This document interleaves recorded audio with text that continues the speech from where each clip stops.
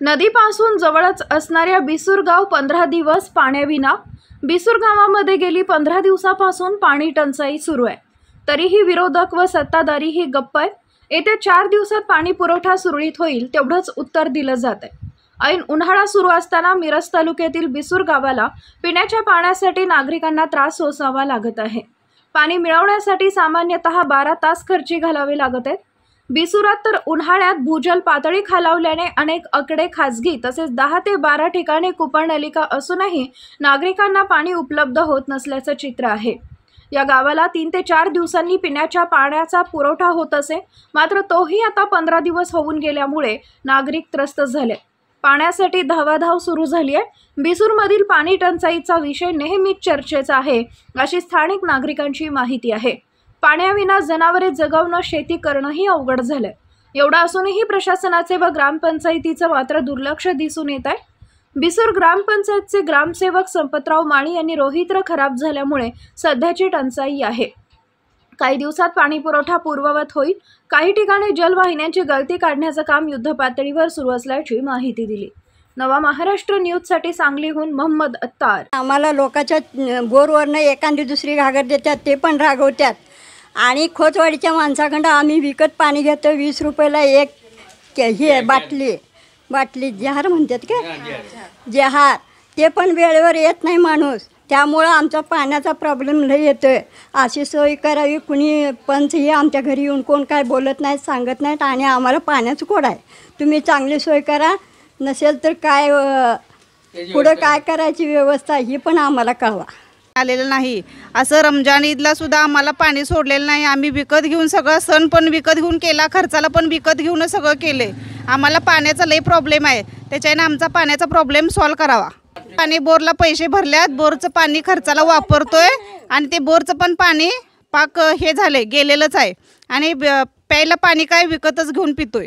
विकत घेऊन तर किती पिणार विकत पाणी। बिसूरगावचा नागरिक असून माझे बिसूरगावमध्ये पिण्याची व्यवस्था नाही आहे। पुन्हा सरळ आपले नळ पाणी पुरवठा सरळ चालत नाही।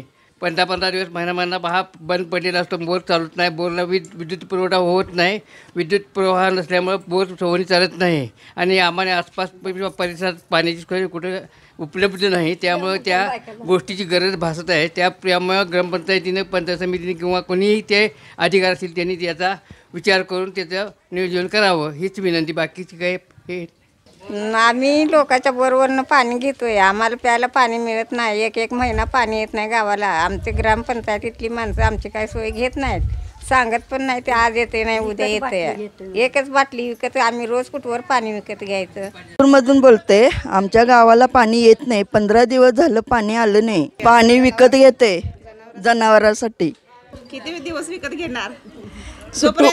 पाणी येत नाही तोपर्यंत विकतच घेतलं पाहिजे। नाही झालं तर विकतच घ्यायचं। मग आता काय करायचं? काय जनावरांना मारायचं आहे? 3 आठवडे झाले पाणी नाही आहे गावात, बिसूर गावात। आणि आमच्या जनावरांचं पण हाल उठलेला आहे। आणि सरकारी बोर आहे ते पण दड चालत नाही, चालू पण होत नाही। व्होल्टेजमुळे प्रॉब्लेम व्हायला लागला आहे।